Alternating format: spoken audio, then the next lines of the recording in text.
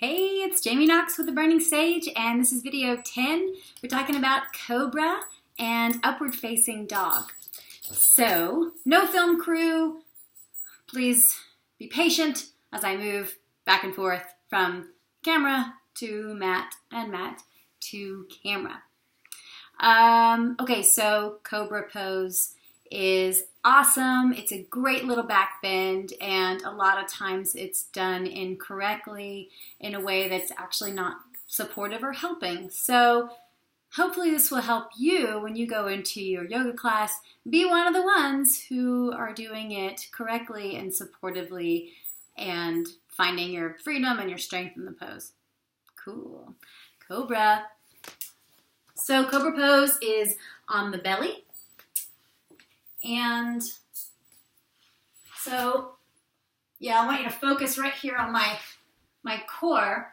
So as I'm lowered down to the floor, you really want to push your pelvis into the floor for a Cobra. So your toes are flat down. They're not tucked under for Cobra pose. They are flat. And really, again, push your pelvis into the floor. Your wrists should be underneath your shoulders, and your elbows should be hugging in towards the body. Now, the first level of Cobra is Baby Cobra. Baby Cobra is what I'm doing right now already, and it should be such a small back bend that you can take your hands off the ground without any problems. This probably should be your first Cobra of the day when you are in your practice. Shooting straight up into upward facing dog is not safe, and you might as well not be doing yoga because it's not helping. And we do yoga to help our bodies heal, and our souls and our minds and our emotions and our love life and our work life and all those other reasons. But I digress. So wrists are underneath the shoulders. Elbows are hugging in, and remember that pelvis is pushing into the floor. Tops of the toes pushing into the floor. Have your head straight in line with the rest of your spine. Roll the shoulders onto the back, and then lift up just slightly so you can take your hands off the floor. They're so cute. I can't lock them out. You know, it's just really cute. They think they're Mr. Miyagi and they're chasing a fly, in case you're wondering. Okay, so you're next to the... Okay, I'll let them out. All right, come on, Stanley, Stella. Get out of here. Sorry, buddies. Now it's just us two again. How romantic. So,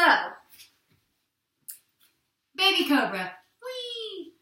Now, regular Cobra or fuller Cobra, roll the shoulders and then press into the hands slightly to find your back bend. And it can be different levels. It can still be low, it can be a little higher, and you can begin to straighten your arms a little more. But remember, push your toes, the tops of your feet, into the ground and your pelvis into the ground.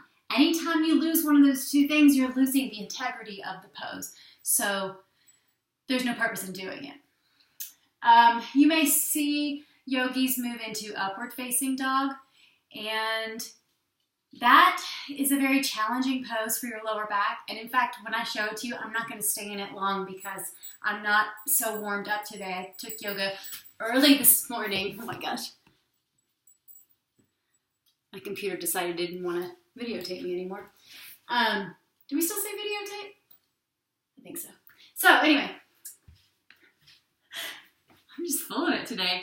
So, similar to Cobra, the shoulders roll onto the back. You push yourself up, but your arms will be straight or work towards being straight, and you'll lift your pelvis off the ground, coming onto the tops of your toes. So, shoulders are rolling down the back. Your belly button is still moving towards the spine, so you have lift here. You're not sinking like this. You have some lift, some support. Grip the mat to come off of your wrists. Roll the shoulders, look forward. And that's upward facing dog. So, I suggest no upward facing dog until you're in a higher than basics or gentle level class. Stick with Cobra and feel how it works in your back. And then once you're doing vinyasas a lot and you feel really strong, maybe upward facing dog is good for you. And maybe it's not. Sometimes I have classes where I never do it. And that's cool. All right, so see you in the next video, and namaste. Bye.